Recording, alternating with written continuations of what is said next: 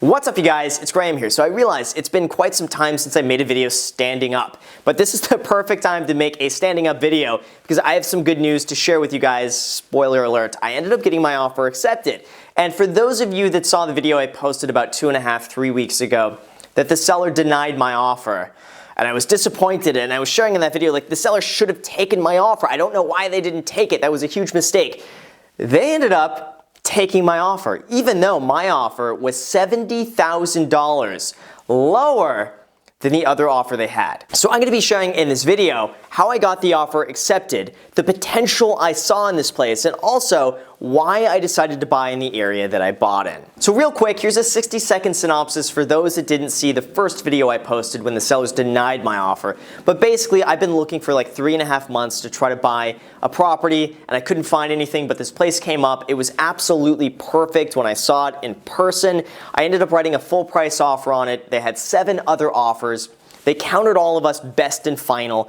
I wrote my best and final offer with what I felt the property was really worth. They ended up turning my offer down and going for an offer that was $70,000 higher than mine. I was disappointed, but I figured, you know what, if someone's willing to pay that much more, by all means.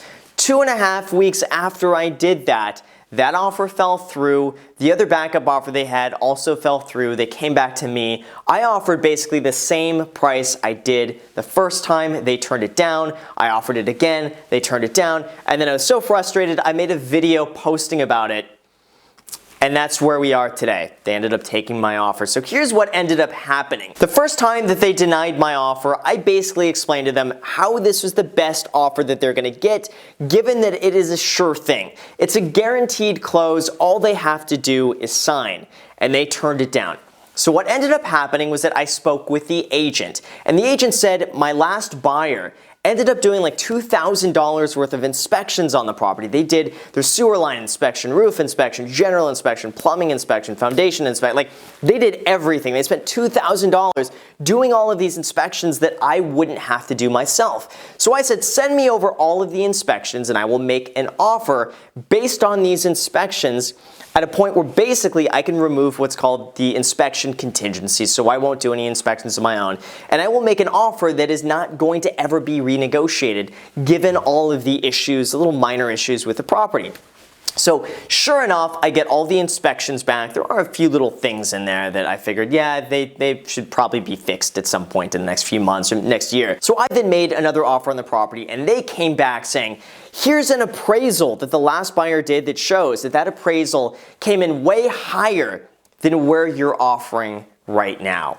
And I explained to them, listen, I'm not going to go and renegotiate. I'm not going to give you that price and then try to renegotiate the deal by doing my own inspections. I'm literally offering you right now a price where if you just accept it right now, you have a done deal.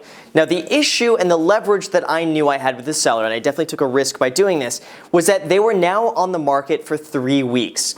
The thing is, if they had just priced this and accepted a good offer from the very beginning, that wasn't necessarily the highest, but was maybe a stronger offer in terms of like the buyer's capabilities of closing, they could have closed way higher. They could have closed significantly higher than my offer.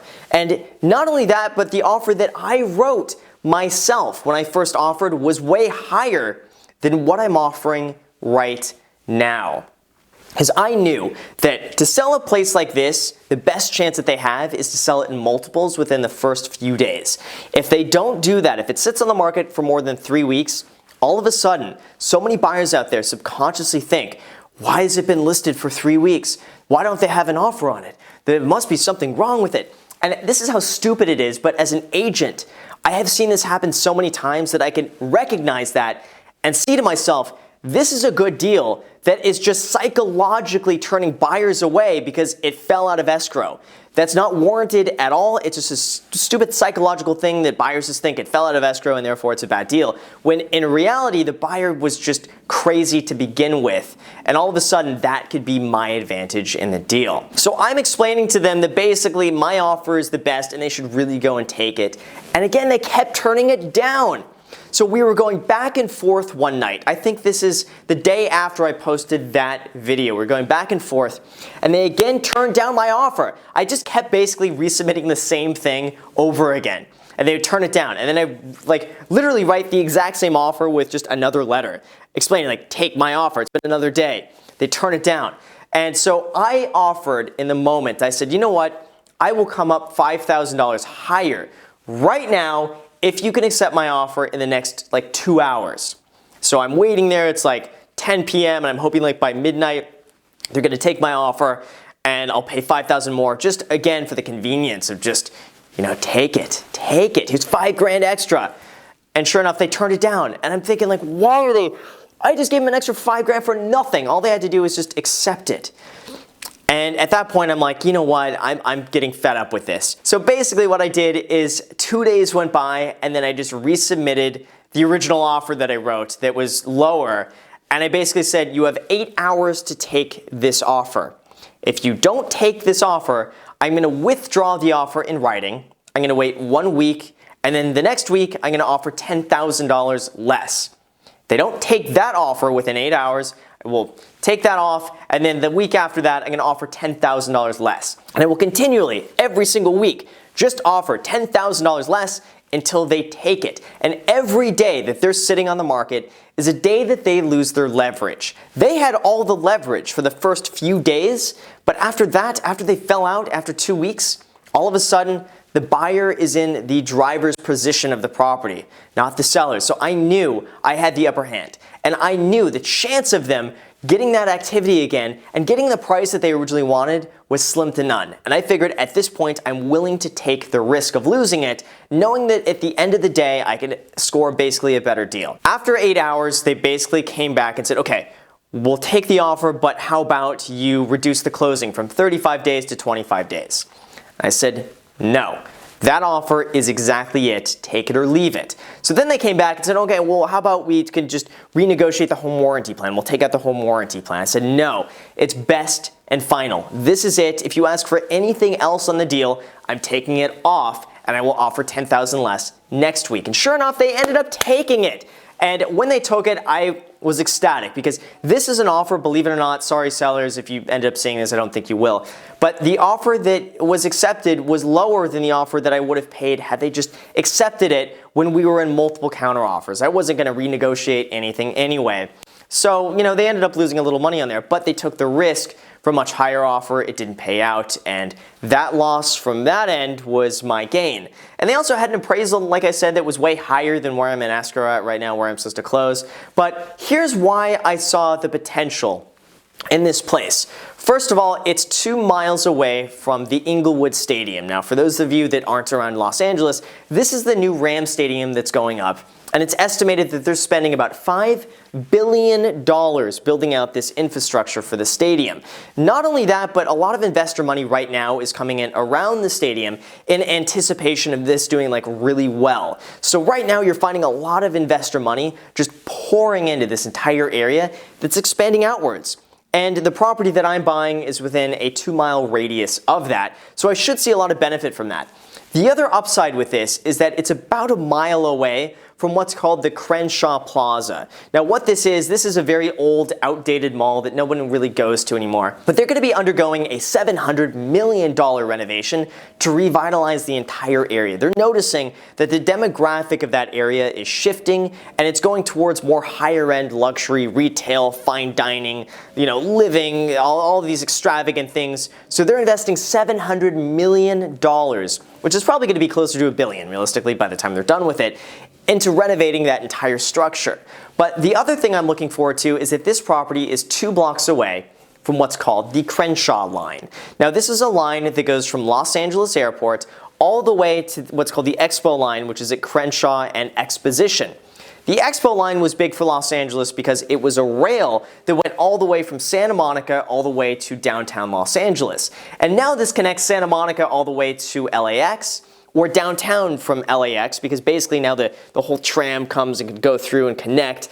And what they're trying to push for at this point is to extend the Crenshaw line all the way north to West Hollywood. Now, if this happens, the entire area will explode in value Because all of a sudden now you have a way to get from Los Angeles Airport all the way to Hollywood, which has never been done before for one of these rails. Or you can take it all the way from like Hollywood to Santa Monica, Hollywood to downtown. Like there's so many different ways you can do this. And this property is a 2-block walk to hop on the Expo line to basically go anywhere from the beach to downtown to Hollywood to LAX, which is tremendous.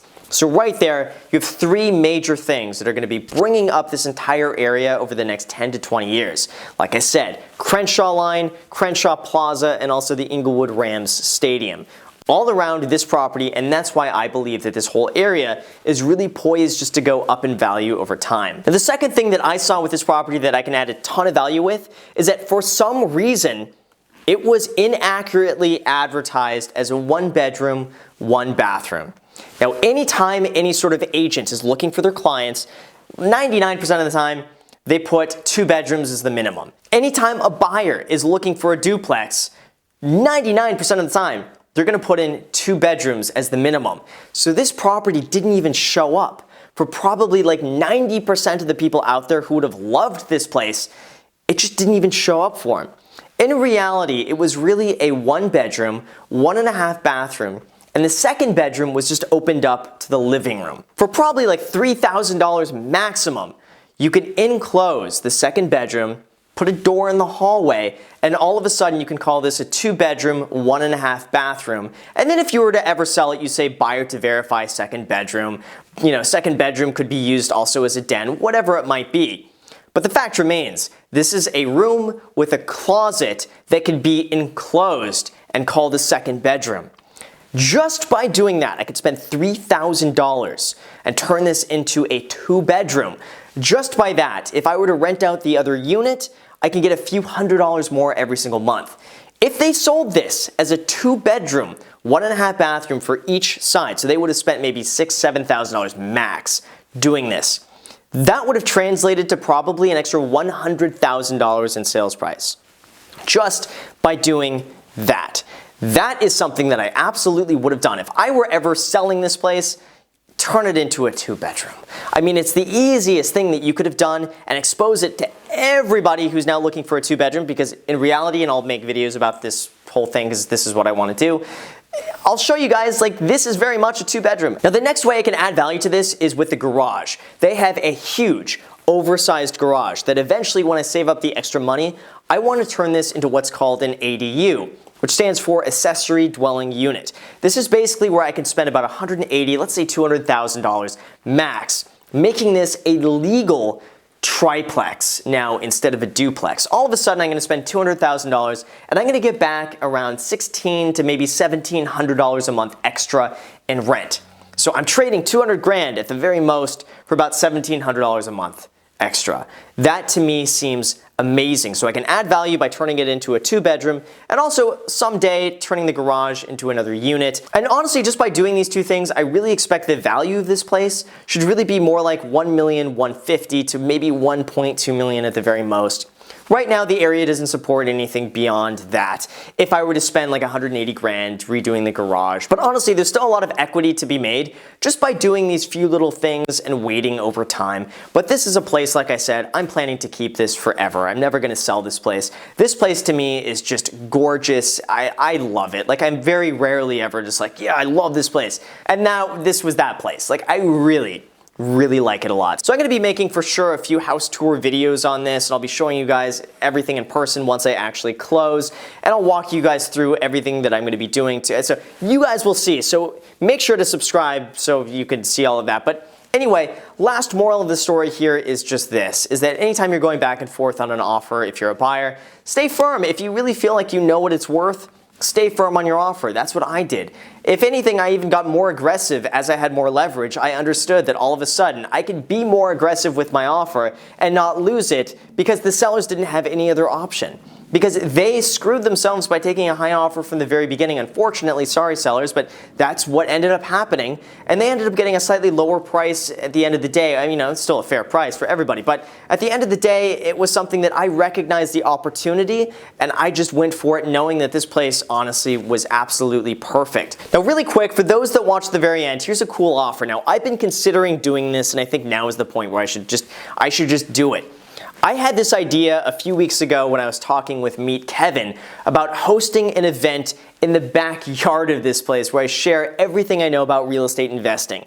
It would basically be an entire day seminar where I go over what I look for in properties, how to renovate properties, where I look to buy, everything about cash flow, like basically everything about real estate investing for an entire day in person. We'd basically start in the morning, like a Saturday morning, go until Saturday night in the backyard of this place I'm buying, which I thought was really cool that I can just like literally show everyone firsthand, like, hey, this is the place I bought, this is why I bought it at the place in person.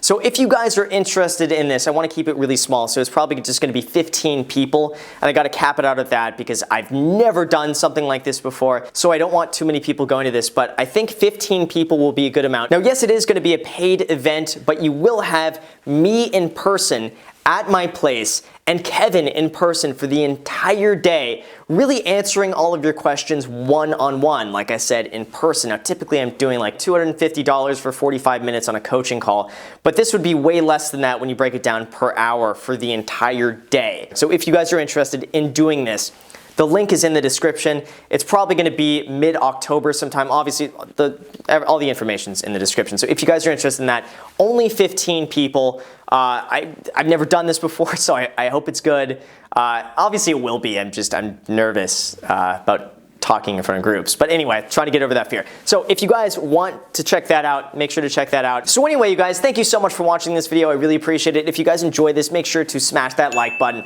Also, make sure to smash that subscribe button, smash that notification bell so YouTube notifies you anytime I post a video, and also add me on Snapchat and Instagram. I post there pretty much daily, so if you want to be a part of it there, feel free to be a part of it there. Lastly, I have a private Facebook group in the description for anyone who's interested in real estate investing, real estate agenting, real estate wholesaling, mentoring, coaching, real estate. You like real estate, just add yourself to the group. We're just about at 10,000 members, and that's pretty cool. It's a really supportive group. So if you want to be a part of it there, feel free to just add yourself to that. Thank you again for watching, and until next time.